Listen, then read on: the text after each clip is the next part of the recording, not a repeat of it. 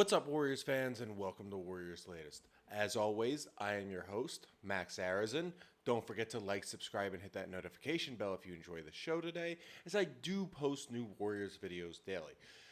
Now, we got a taste of what's to come for the Warriors last night in their first preseason game against the Lakers. Now, to start off, we know a preseason game, we're not going to see either team at full strength. The Lakers didn't play Luka Doncic, Marcus Smart, or even LeBron. So we knew that wasn't at full strength. And the Warriors didn't have their full roster. Seth Curry wasn't playing, DeAnthony Melton, and so on and so forth. But what I saw just off the bat were things that I really liked. And the first thing that really stood out to me was the pace of the Warriors' play.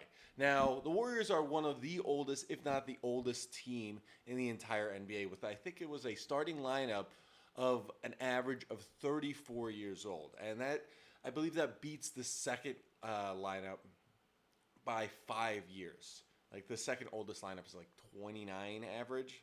So that's impressive. And considering how fast and like just back and forth they were going and going well, I was impressed because this team, I wasn't expecting them to come out and really do anything, at least to start off with the preseason. And I expected them to be a bit aloof in their first game against the Lakers because the Lakers, when they play the Warriors in the preseason, it's usually Laker dominance. And we see just LeBron doing his thing, sort of putting on a show for the people in San Francisco. But this time it's like they're playing with the same energy that they had during that final run of the 31 games since Jimmy was traded to the Warriors. And I saw that coming through, and I was really excited to see that. Like, as soon as the Lakers scored, Jimmy would grab the ball, quickly pass it in, and then book it down court. I'd say that's a little too overzealous. You could say that it is overzealous for a preseason game, but you're building the right mindset, and I think that's really important, at least to set the tone very early on with the preseason. Show the guys who won't make the roster and guys who are on the cusp of making it or getting cut what is to be expected of them when the going gets tough. Because like the guys said during their media day press conferences, they were playing like they were in a playoff game every single game from January on. And for them to not have to play like that from January on, they're going to have to get off to a hot start. So setting the tone by just playing really fast, regardless of how old the guys were, I think sets a good example for a lot of the younger guys and the guys trying to make the roster out of training camp, and maybe this set the tone will cause other players, like the ones who are on the cusp, to force players who are on guaranteed contracts to sort of get traded, or the Warriors are going to have to figure out what to do with them. Because I did see a lot of that. There were several players who are under full contract that kept up with the pace of play, but they didn't show me anything that says, all right, I should be playing you over a guy who's hustling more, but on a partially guaranteed contract. I really like how Pat Spencer was playing this entire game. I know he looks like he should be a guy that's on the mound for, say, the Yankees, pitching with that mustache, but I was really impressed with what he did tonight, the energy he put forth into his time on the floor, and I think that says a lot for how much playing time he is going to get this season. Like, there were other guys that really weren't putting in the energy. I saw Jimmy putting in the energy. I saw Draymond putting in the energy. Steph putting in the energy. Well, Draymond a little too much energy because he was shooting some threes he shouldn't have shot. At this point, he's a distributor and a rebounder, and if he's going to shoot, he needs to attack the basket. He can't be shooting threes. But there was one particular guy who was keeping up with the pace of play, but really didn't show off what he had, and that was Buddy Hield. Yeah, he got some good looks here and there, but if you're a guaranteed guy and you're getting played over Pat Spencer, there's going to come a point during this preseason where they're going to have to make a decision between Pat Spencer and Buddy Hield. And I hope they make that right decision and stick with Pat Spencer. So I do like that. But there were certain guys that they came out and you wanted to at least be surprised and impressed. For me, it was particularly Jonathan Kuminga. He did some solid stuff, but didn't show me that he had gotten any better from where he was last May. So that was a little concerning. But the other thing I did like overall about the team was the amount of ball movement that went around. Like, there were pass, and they made sure they got the best shot available before even looking at the basket. I think the most I counted while watching that game was, I think, 11 passes before a shot.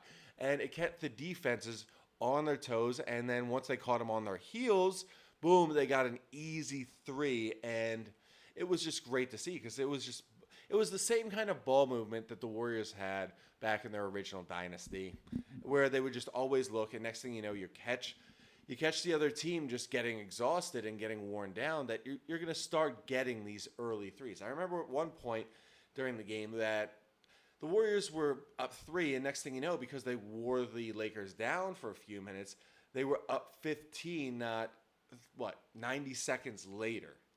So that ball movement is going to play dividends, and if they keep this up, they will have that hot start that they do need in order to be successful and make a real championship run. But then again, this was just one game, and one game does not make an entire season. We could see things go left, right, up, and down. It's just one game, but it's good to see what happened, and it's good to see that guys are setting the tone for the younger players, as well as for the fans, showing, here, we're going to win a championship whether you want us to or not. And we're going to do whatever it takes to, at the very least, get there. So I do love that, and it's a good sign moving forward. But that being said, the Warriors' biggest weakness was exposed again, and I've been talking about this all summer. Their lack of size is going to be the death of them should they not figure this out, because I was watching all game. Now, the Warriors, the Lakers have DeAndre Ayton, I believe, and Jackson Hayes, if I'm not mistaken. He's number 11 because he was the other 7-footer on there. But the two of them were having a field day in the post on the Warriors. Every single defensive rebound they had to fight for. Like, Ayton would be up here, and then the next tallest guy for the Warriors, which was Al Horford, is like right here. And Ayton would get rebound after rebound after rebound. Now, don't get me wrong, Horford showed that he is not your average 39-year-old. Like, he was able to move the ball around, get good shots, just display his high IQ basketball. And I really did like that, but the fact is, he's still only 6'10". If the Warriors are going to win a title, they need more than one 7-footer. Don't get me wrong, Quentin Post did a great job when he was on the floor, but he's still the only 7-footer. And sometimes he looked a little like a deer in headlights. And you just can't have that come playoff time. Yes, you can get more experience as the season goes on, but you need a big guy who knows what he's doing, knows the post, and can also move the ball in and out of the post at will. And again, I think that's a guy like Nikolai Vucevic, who they should acquire should they decide to trade Buddy Hield. My only gripe with that now is because Moses Moody had such a solid game this versus the Lakers, I'm a little hesitant to deal him along with Buddy Hield to bring in Vucevic. Because, yes, I want Vucevic, but Moody off the bench, I vastly underestimated him, especially in this game.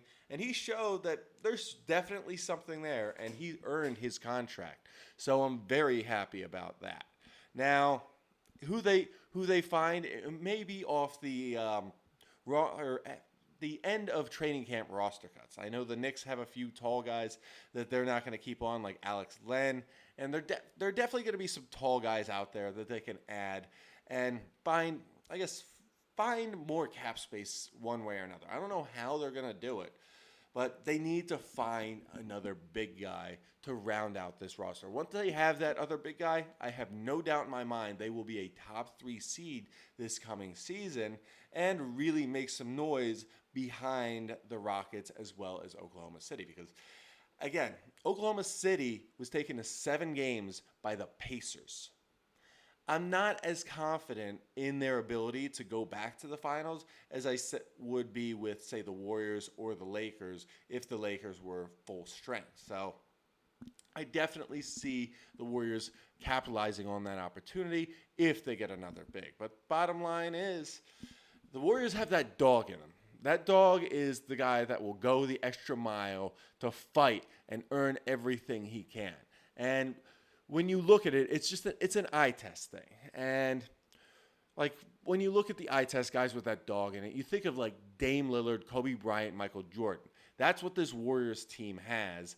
And should they continue to let the dogs out, they're going to be extremely successful, and maybe they will get off to, say, a 17-3 start, and puts them at the top of the conference. And once they're that hot, it's hard to come down from that. And it's unlikely that it's going to happen, because after last season, there was a lot of, like, I want to say parity between all the teams, because I think there was only like, one or two 60-win teams, and they were good, but they weren't amazingly good. And like Oklahoma City was one of those teams, but you look at the Cavs, who were the other ones. The Cavs were the biggest pretenders. And if the Warriors become a 67-win team, you can guarantee that they're going to the NBA Finals and they're going to win. Because a team that wins that much, goes 67-15, they are a dangerous team come the postseason. And when they're that dangerous, it's very tough to stop a dangerous Steph, a dangerous Jimmy, and a dangerous Draymond. Now, that's all we have today for Warriors Latest. As always, don't forget to like, subscribe, and hit that notification bell if you enjoyed the show today. And feel free to share your thoughts on the preseason game last night down in the comments as well, as I thought it was a good game, but there is room to improve for this Warriors team, and there is a long way to go until the season starts. And as always, go Dubs.